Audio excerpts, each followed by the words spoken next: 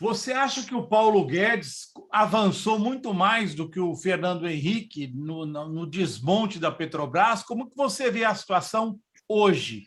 Parece que eles estão comendo pelas bordas, desmontando a Petrobras pedacinho por pedacinho. Até o Fernando Henrique, a gente dizia que a privatização acontecia internamente com o grande número de terceirizados que a empresa começou a ter. A gente chegou a ser 3-1 de terceirizado na empresa, né? Só não tinha terceirizado na atividade fim, né? Naquela época, eles não ousavam colocar nenhum setor para privatização, né? E a gente barrou a privatização da Petrobras como um todo com a greve de 95, né? Hoje está muito pior. Hoje tem um maluco na presidência aí, o Bolsonaro, que tem estratégias com capital internacional, já privatizaram a Reman. Então, privatizar por privatizar, não é nem para arrecadar dinheiro, porque privatizaram a refinaria de Manaus por menos 70% do preço, né, do custo, do valor real que ela poderia ter, né? Então, a gente está numa briga insana aí para reverter essa privatização. Então, áreas de petróleo, por exemplo, até do pré-sal, estão sendo privatizadas. Então, eles pegam áreas, ofertam essas áreas e depois privatizam na Bolsa de Valores da região lá onde é localizada a reserva, né? Isso está acontecendo. Mas aconteceu também no governo Lula, né? A gente não conseguiu frear nunca isso, né? Mas hoje está demais. Hoje a gente está com, além de ter uma empresa que está atacada por quem deveria defendê-la, que nem o governo, que é acionista majoritário, quer destruí-la. Isso é um absurdo. Além do mais, cria dispositivos para destruir a resistência dos trabalhadores, né? Então, além do Projeto Nacional de Desestatização, que vai privatizando empresas, né? Privatizar os Correios agora é um absurdo. O Correio, o tempo que eu fazia discurso de privatização, aí o Correio ele é a empresa pública mais reconhecida pela sociedade de que ela é viável e que ela é importante, mais que todas as outras, e está privatizando, né? Então, eles não têm nenhuma preocupação em se livrar do que é público, do que é deles, né? Que nem empresas que têm recursos minerais, como a Petrobras, e outras tantas que tem por aí, como era a Vale, que a gente conseguiu segurar até outro dia, né? Isso, ninguém abre mão, nenhum país do mundo abre mão de minas de ouro, de reservas de petróleo, de bauxita, de tantas outras coisas. E a gente vê que o governo é entreguista mesmo. O governo brasileiro não está preocupado em se manter e se fortalecer o Brasil para enfrentar as discussões mundiais. Ele está a fim de arrecadar. Então, arrecada, a hora que não der mais, sai fora e divide o dinheiro. Entendeu? Ô, Antônio Carlos, qual foi o golpe mais forte dado até agora na Petrobras? Eu acho que foi a quebra do direito dos trabalhadores terem representantes na empresa, entendeu? Sem representantes na empresa, não tem ninguém que a defenda lá. Então, estão tirando todo mundo que... Não, na verdade, está tirando tudo quanto que é representação de qualquer órgão que exista no Brasil, né? Então, fica tudo na mão deles fazer o que querem, né? E esse é o maior golpe, deixar uma empresa fragilizada e cada vez mais fragilizada, porque está faltando fazer o quê? Só botar a Petrobras como a ser privatizada. Estão comendo a Petrobras pelas beiradas, né? Já privatizaram a Reman, tem uma luta lá na Bahia para a gente voltar... Na Bahia, não. Uma luta lá em Manaus, no Amazonas todinho, para a gente voltar com a Reman. Impedimos a privatização da Relan na Bahia, né? Mas eles não param de mexer e estão fazendo uma estratégia militar no Brasil, né? Eles tentam caracterizar todo e qualquer setor como um exército, né? E que tem que ser organizado do jeito deles, né? Para que o Brasil seja forte. Mas o que eles estão fazendo é fragilizar a soberania nacional. Eu nunca vi na história brasileira, desde 73, que eu entrei na Petrobras, né, um governo que abrisse mão, né, da soberania nacional. Um exército que abrisse mão, umas forças armadas que abrisse mão da soberania nacional. Antes era um orgulho para um militar defender a Petrobras, o Vale do Rio Doce, né? Os Correios e todas as outras empresas, Banco do Brasil, né? Eles não estão ligando mais para isso, né? Eu não sei como é que pode umas Forças Armadas apoiar um safado desse Bolsonaro, um cara que já aprontou 1001, né? Cada dia aparece uma novidade, né? E os militares apoiam. É um negócio estranho demais. Tá certo que os militares receberam muitas benesses nesse governo, né? Estão com os bolsos cheios de grana, mas eu acho que tem limite, né?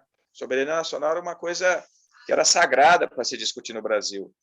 A gente ia conversar com militares, né, na década de 60, de 70, não podia ir nem com o brochinho da CUT, né? Porque a gente podia criar um problema, né? Então, para você convencer o cara, e a gente, desde as cartas de intenção com o FMI, né, onde o Petrobras começou a ser vilipendiada, a gente não vê um momento tão grave, tão difícil para os petroleiros e para a sociedade brasileira, quanto esses ataques, não só às empresas, mas também aos direitos dos trabalhadores, né? Praticamente hoje a relação capital-trabalho não existe mais, né? Eles estão realmente criando situações dificílimas para o que seria teoricamente público, né? Ou empresa de economia mista, né? Bom, nós tivemos também a BR Distribuidora que se foi, né? Isso. A ideia é furar poço, furar poço, furar poço, acelerar a exploração do pré-sal, tirar todo o petróleo que der mais rapidamente possível e não mais com a Petrobras com participação em tudo. Quer dizer, realmente... Então, mas não existe nenhuma empresa petrolífera no mundo que consegue vir tirar o pré-sal aqui sem se associar à Petrobras, né? Essa expertise de furar o fundo lá do mar e passar por uma camada de sal, nós conseguimos descobrir no CEMPES, no Centro de Pesquisa do Rio de Janeiro, né? Como é que você fura a terra e vai concretando. Você fura o sal, você não concreta o sal. Então, essa tecnologia ainda é nossa. As multinacionais que estão vindo para cá estão comprando áreas, mas não conseguem furar para tirar. Tem que fazer isso associado à Petrobras. Isso é uma coisa que garante que a Petrobras seja sempre perto dessas questões. Mas é preciso chegar acontecer uma política nacionalista, uma política de defesa da soberania nacional que reverta o processo. Então, nós vamos perder muitas reservas, né? Esse pessoal não está querendo tirar petróleo para garantir a soberania nacional, está querendo tirar petróleo para vender. Entendeu? Na verdade, está entregando a preço de banda, está entregando a jazida, né? Está entregando as áreas, né? E isso é muito perigoso, porque o petróleo é finito, né? Não tem mais grandes reservas de petróleo no mundo, além do pré-sal, né? E tem lá nos países lá árabes, né? Mas ali é uma coisa mais fechada, você não sabe nunca se vai chegar em nós, né? Agora, há uma destruição geral mesmo. A BR Distribuidora era o grande exemplo de que a gente tinha uma empresa pública que competia com as grandes majors do petróleo e ganhava, né? A BR levava petróleo aonde as outras não levam, porque não era rentável. Quem leva petróleo no interior da Paraíba, no interior lá de Manaus, de navio, de balsa, de que jeito for, é a BR, né? Não é outra. Se realmente for à frente essa sanha do governo de entregar tudo que a gente tem, logo a gente vai ter também o que a gente nunca viu no Brasil, que é a falta de combustível. Agora, e a questão do valor, e esse preço internacional do petróleo? O brasileiro está chocado, porque está em alguns lugares R$ 7 o litro, faz algum sentido? Dinheiro que depois vai todo carreado para quem? Para o acionista, na Petrobras. Muitos deles, metade deles, estrangeiro. Verdade. E estão distribuindo dividendos agora de novo, né? Então, eu acho que os sindicatos têm feito isso, né? Têm colocado lá a composição do preço do gás de cozinha, da gasolina, do querosene de aviação. Quanto deveria custar o gás de cozinha hoje, Antônio Carlos? Eu acho que hoje devia ter dado de graça o gás de cozinha, porque você tem o gás natural que a gente traz da Bacia de Campos, né? Aqui no nosso caso, passa por dentro da RPBC, lá em Cubatão, e é distribuído para as empresas e para os bairros que têm gás canalizado. Que na minha casa aqui estou aqui em Santana, é gás canalizado, e eu morava no Brás também, é gás canalizado. Então, a gente deveria ampliar essa rede, porque o gás é como o próprio nome diz, é gás natural, né? Sai da natureza, assim. O custo dele deveria ser só o transporte. O transporte é por duto, né? Esse duto está construído há tantos anos, né? Só falta colocar o custo do duto na planilha do preço do gás natural, né? E o gás que vai para o botijão, que é o GLP, sai do petróleo também, né? Para dizer corretamente para você o quanto deveria custar o gás natural, o gás de cozinha, né, o GLP, né, eu não saberia te dar um valor agora aqui não, mas acho que poderia reduzir a 1/3 do valor, no mínimo, porque o que a sociedade já pagou, né, desse custo maior aí de gás, e tem mais, pô. Qual é a finalidade social de uma empresa como a Petrobras? É garantir o pobre comer arroz, feijão, né? Ter garantia de sustentabilidade da sua família. O que está acontecendo é que existe a ampliação da pobreza no Brasil. É muito difícil você ir numa área onde ninguém está passando fome hoje, né? Existe um aumento muito grande da pobreza, além do quase 14 milhões aí desempregados. Não tem nenhuma política de primeiro emprego no Brasil hoje. Eu acho que a sociedade poderia ter um prêmio, digamos assim, de um período grande aí, não pagando nada de gás de cozinha nem de gás natural. O Antônio Carlos, e o Requião sempre fala nisso, que se viesse um governo em 22, um governo à esquerda, deveria ser feito um plebiscito para que a Petrobras, por exemplo, retomasse alguns ativos, ou não sei quantos desses ativos que foram entregues. O que você acha da ideia? Acho uma ótima ideia. Requião é um nacionalista de primeira linha, viu? Gosto muito dele, né? Desde o tempo que estava lá na FUP, a gente sempre teve uma boa relação. Acho que e o Requião é peitudo, né? Ele fala e vai para cima, né? Agora, outros ficam aí na moita só, né? Acho que um político como o Requião, se ele puxar uma discussão dessa, outros políticos de primeira linha se associarão a ele e vai garantir a adesão, né? Não só de petroleiros, que o respeitam muito, mas também o MST interessa essa discussão, o pessoal atingido por barragem interessa essa discussão, o pessoal estudantil da Uni interessa essa discussão, da UBS também. Então, há não só das categorias profissionais, mas também do movimento social em torno dessa abrangência que são os derivados de petróleo, que somariam, né, para a gente. E está faltando isso, né? Está faltando isso, Azenha. Está faltando que a gente construa uma mobilização nacional, invada Brasília, como a gente invadiu outras vezes no tempo do Fernando Henrique, e vá para cima do governo. Esse governo não é forte. Esse governo é um governo midiático, é um governo de fake news, entendeu? Tem que ir para cima deles. Né? Então, você está achando que está faltando mobilização? Está faltando mobilização, está sim. Está faltando, porque esse governo ele não precisa se mexer. O palhaço do presidente vai naquele cercadinho lá que ele fala todo dia.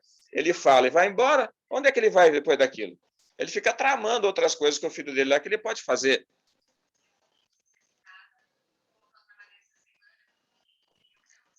A gente não deu uma traulitada forte nele ainda, né? Não cercou ele na rua.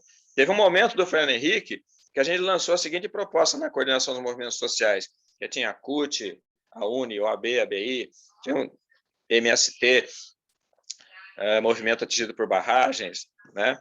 as mulheres da Marcha Mundial de Mulheres, a gente resolveu caçar o Fernando Henrique onde ele fosse. Então, a gente foi para... A gente ia. O Fernando Henrique tinha uma agenda em Guarulhos, aqui no terminal, a gente ia para lá. Tinha uma agenda lá no Ceará, ia para lá. Como é que ia para lá? O movimento social do Ceará fazia a primeira força e outras lideranças nacionais iam para lá também. Não, você tem que incomodar esses caras. Para mim, o Bolsonaro, ele se desgasta muito quando ele é pressionado. Ele enfrenta, ele é desrespeitoso com jornalista, é desrespeitoso com entidades, qualquer entidade. Falta coragem política, Antônio Carlos, ou há um certo temor de que o exército que está por trás dele reaja? Eu acho que falta coragem política, porque se o exército reagir, é melhor para nós. Não quero que tenha morte, não, né? Mas eu acho que qualquer arrobo que vai além das palavras do presidente, se passar para truculência física, é bom para nós, né? É bom para nós. Não quero que ninguém também vá levar um tiro na cara ali só por causa disso. Mas eu acho que é responsabilidade nossa do movimento sindical, social, estudantil, fazer enfrentamentos fortes quando a gente não está contente com uma política. O cara está fazendo chacota com o Brasil, pô. Está faltando realmente mobilização, né? A gente, no meu tempo lá da CUT, a gente tinha a coordenação dos movimentos sociais, se reunia uma vez por mês, montamos coordenação de movimentos sociais no Brasil, em 17 estados brasileiros, e era uma coisa que incomodava muito o Fernando Henrique, incomodava muito qualquer outro governante que tivesse truculência com o trabalhador, o movimento sindical, social, né? Hoje eu não vejo isso. Hoje tem... Eu estou meio desatualizado, para ser sincero, né? Eu não estou acompanhando muito de perto essas coisas, não, né? Mas eu acho que falta reatar isso, né? Hoje tem a mobilização dos povos de rua, tem outras coisas que foram criadas depois da coordenação dos movimentos sociais, e são companheiros de luta que estão lá, os mesmos que estavam na CMS, né? Mas que está faltando é ter aquela decisão de ir para a rua, né? A decisão de ir para cima. Ir para cima. Ir para cima. Toda vez que o Bolsonaro é pressionado, ele solta uma ladainha de xingamentos e vai para cima das pessoas. Isso aí o desgasta muito, né? O desgasta muito aqui e no exterior. É importante fazer isso sempre, para deixar ele sempre nervoso, né? Eu queria que você falasse da greve histórica, daquela greve histórica, só para dar uma noção de como que foi aquela grande batalha. A de 95, né? Você fala? Sim. Tá bom. Então, em 95, a gente tinha um momento muito dramático para a classe trabalhadora do Brasil, porque o Fernando Henrique estava conseguindo, como ministro do Itamar, a não dar reposição salarial para nenhuma categoria, né?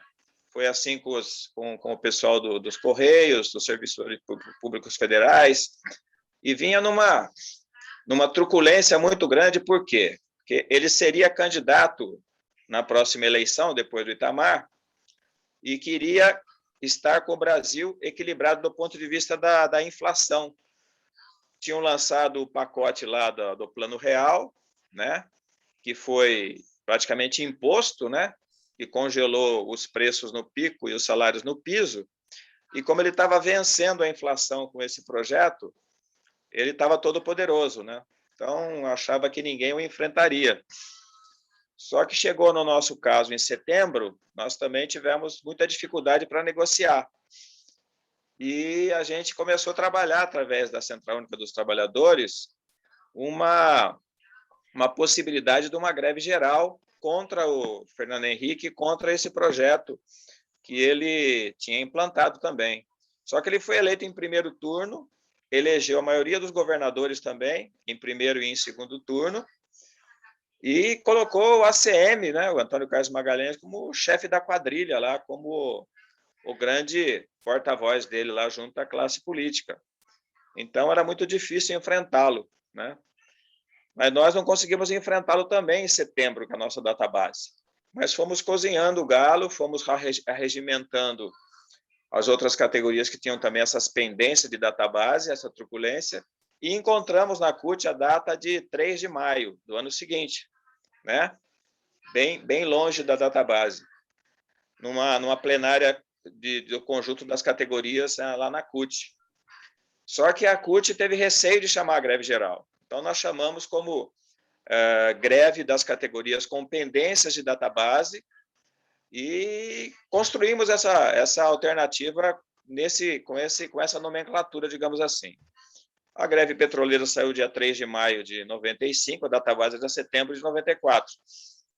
E não saiu muito forte, não, mas havia uma indignação muito grande na categoria, porque nós já tínhamos assinado acordo com o Itamar Franco, não tinha sido cumprido, o ministro de Minas e Energia, Delcídio Gomes, também não tinha sido cumprido, e também com o presidente da Petrobras, e não tinha sido cumprido. Então, a categoria estava muito indignada.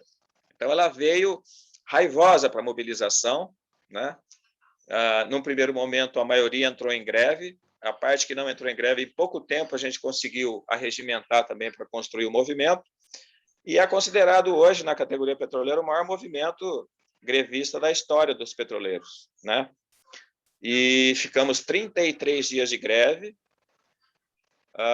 conquistamos que a Petrobras não fosse privatizada, porque ela estava no Plano Nacional de Desestatização, como está hoje aí, colocando empresas aos poucos para ser privatizada, mas com essa força que veio a categoria petroleira, o Fernando Henrique teve receio de colocar na linha da privatização direta. Então, tirou da reta isso, né? E essa é a grande conquista da greve no primeiro momento. Não saiu nada de conquista salarial, de direitos, nada. Só que nós, no final da greve, conseguimos construir com o senador da República, nosso Eduardo Matarazzo Suplicy, um acordo entre os líderes da Câmara e do Senado de que, após a greve, seria aberta uma negociação, porque havia um braço de ferro entre eu, que estava na liderança da categoria, o Fernando Henrique, sobre uma negociação que poderia acontecer. O Fernando Henrique falava assim, a volta da greve que a gente negocia, e eu falava, não, negocia que a gente avalia suspender a greve. Isso aí ficou um reme-reme de 33 dias, e nunca ia para lá nem para cá. A gente conseguiu dar um golpe no governo, porque o negociador da empresa, chamado Clotário, ele estava muito pressionado, né, em tanto tempo sem achar uma saída para a negociação, me ligou lá em Brasília, nós transferimos a sede da FUP para Brasília, ela fica no Rio, né, e porque a gente sabia que o Congresso ia ter que resolver esse impasse, né, já havia muita pendência de negociação pelas fases anteriores, né, e aí ele me liga e fala assim, pô, vamos achar uma saída, não sei o quê. Eu falo, eu vou para o Rio para a gente dar uma conversada. Não podia falar a palavra negociação. O Fernando Henrique tinha proibido negociar, né? O Raimundo Brito, ministro de Minas e Energia, proibido negociar também.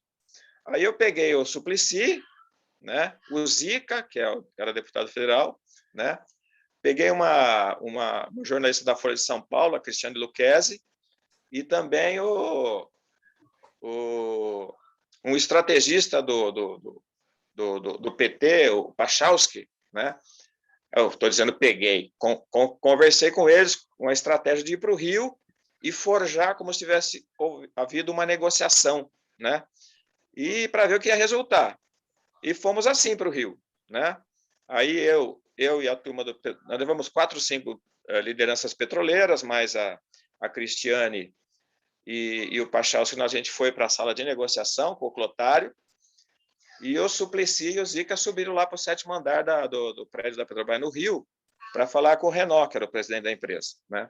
Aí, quando eles desceram, o Suplicy falou, não tem acordo, não quer saber de você, não quer saber de conversar com ninguém, não sei o quê, né? Só se voltar a trabalhar. Só que, antes disso, a gente tinha fustigado o Clotário. Pô, Clotário, por que não faz isso? Por que não faz aquilo? Por que não adianta esse negócio aqui, né? A gente fez uma negociação de conversas, né? E a Cristiane registrou tudo. No dia seguinte, ela botou na primeira página, no topo de uma página interna da Folha de São Paulo, que tinha havido uma negociação. O Sérgio Brito, que era o ministro de Minas e Energia, ficou puto, ligou para o Clotário, enquadrou ele, e ele morreu. Ele era um cara safenado, fumava de maneira inveterada, assim, o bigode dele era amarelo de tanta nicotina, né? E não resistiu à pressão, né? E aí, voltamos para Brasília, chegando no aeroporto, eu liguei para a FUP para irem me buscar, e eles falaram, não, fica aí que a gente está avaliando se você vai no enterro do Clodoaldo. Eu falei, porra, aquele filho da puta morreu? Eu falei, você matou ele. Então, eu falei, eu não vou no enterro de ninguém, eu vou para a FUP. Aí mandaram o carro lá no aeroporto, fui para a FUP para a gente discutir o que ia acontecer, né? Então, a greve teve momentos muito tensos, assim. Nós avaliamos que nós desmascaramos o Fernando Henrique, que tinha uma figura de um grande negociador, de grande autoridade, de grande isso, grande aquilo, né? Mas não soube resolver o problema de uma empresa onde ele é acionista majoritário, né? E aí caiu a máscara dele também. Antes disso, antes de acabar a greve, depois de 32 dias, ele impôs multas, né? Primeiro começou ameaçando a categoria, dizendo que a estratégia da demissão foi a seguinte: ele soltava um número para a imprensa na noite e no dia seguinte dava o nome dos demitidos. Então, o único nome que foi falado na televisão foi o meu e mais 24 demitidos, né? Anteriormente falava assim, não, vai ter 24 demissões da Petrobras. No dia seguinte vai ter mais 32, né? Aí nós lançamos contra essa estratégia de demitir de maneira assim, pressionando, né? Tentando forjar uma fragilidade da greve, dando números e nome depois, porque para o grevista poderia ser qualquer um. Nós lançamos a demissão coletiva. Nós solicitamos para os nossos advogados fazerem um termo de demissão coletiva e 17 mil pessoas grevistas assinaram esse documento. Então, eu falava, quer demitir 32? Nós vamos nos autodemitir, entendeu? Não tem um problema com essa questão. Eu queria me proteger a Petrobras e os direitos dos trabalhadores, né? E contra contra as multas, nós começamos a construir projetos de lei para derrubar a multa. O primeiro foi através do Luciano Zica, do PT de São Paulo, que o Fernando Henrique vetou, né? E a multa era uma coisa astronômica. Naquela época, eles faziam a equiparação do dólar com o real, né? O real com o dólar. Então, eu falava assim, eram 150 mil dólares por dia de multa, né?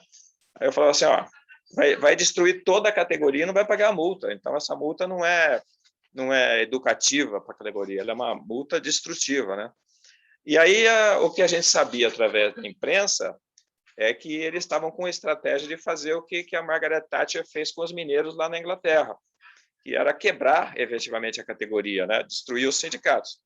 No nosso caso, não conseguia, porque desde a greve de 83, a gente tinha montado fundos de greve que eram fora do sindicato e que a gente manteria essa greve há muito tempo, né?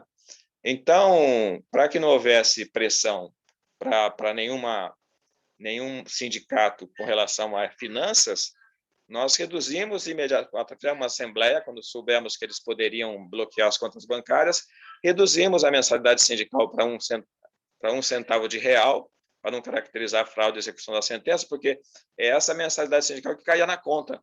Então, a gente não tirou todo o dinheiro da conta. A gente fez com que a remessa, os créditos mensais dos associados fossem ao patamar de 1 centavo de real por cada um, e a diferença disso nós transferimos para os fundos de greve que a gente já tinha organizado praticamente em todos os sindicatos, né? E isso garantiu que a gente tivesse um pouco mais de tranquilidade para tocar a greve, né? Depois da volta, a gente tinha a sensação tranquila de que a categoria estava com a cabeça erguida, que todos os demitidos teriam suas necessidades emergenciais supridas pelos fundos de greve, né?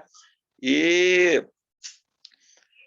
voltamos sem nenhum problema. Os demitidos todos, nós voltamos da greve sabendo que ia cancelar as multas já, porque como furou o projeto do Zica na Câmara dos Deputados, a gente entrou com o senador Zé Eduardo Dutra, que infelizmente já morreu, pelo Senado, né? E aí a gente fez uma ação política por fora para que ele sancionasse a multa, né? A gente usou o Haroldo Lima, usou o Os parlamentares que a gente tinha da Bahia e que tinha inserção no ACM, no Antônio Carlos Magalhães, para que a gente pudesse transitar melhor isso. Aí o ACM mandou um recado para mim assim, ó, faz um documento do próprio punho pedindo para o Fernando Henrique sancionar a multa, né? Aí eu fui para a FUP e falei, não vou fazer documento de próprio punho nenhum, vamos fazer um documento aqui jurídico de que essa multa é destrutiva e que a gente não aceita hipótese alguma, que ele tinha o direito de fazer a greve. Acabou dando certo e nós tivemos o cancelamento das multas, que seria muito, muito complicado viver com essa questão, além de ter que lutar pela reintegração dos demitidos, né? Mesmo ali logo a seguir do fim da greve, né? E depois disso a gente fez outras mobilizações e todos os demitidos daquela greve voltaram para a Petrobras, através de outras negociações e outras greves. E no petroleiro a gente tem uma questão que é assim, mais ou menos. Ó. Você faz uma greve no mês de janeiro, porque você tem lá as questões a reivindicar e tem 50 demitidos de outras greves. Aí você consegue reintegrar aqueles 50 e arranja mais 30 daquela greve de janeiro. E vai ficando uma pauta que a gente não deixa de lutar. Pode ter demitido, pode ter o que for, a gente garante sempre que há mobilização na categoria, né? Porque não tem jeito, nós somos uma área de segurança nacional, né? Diretamente o Exército se infiltra nessa negociação e o negociador maior é o presidente da República. Então, a qualquer momento sai um quiprocó aí que tem punição, né? Então, a gente está acostumado a viver com punição, corrigir punição e garantir uma sustentabilidade mínima para o demitido punido naquele período enquanto ele não volta a trabalhar.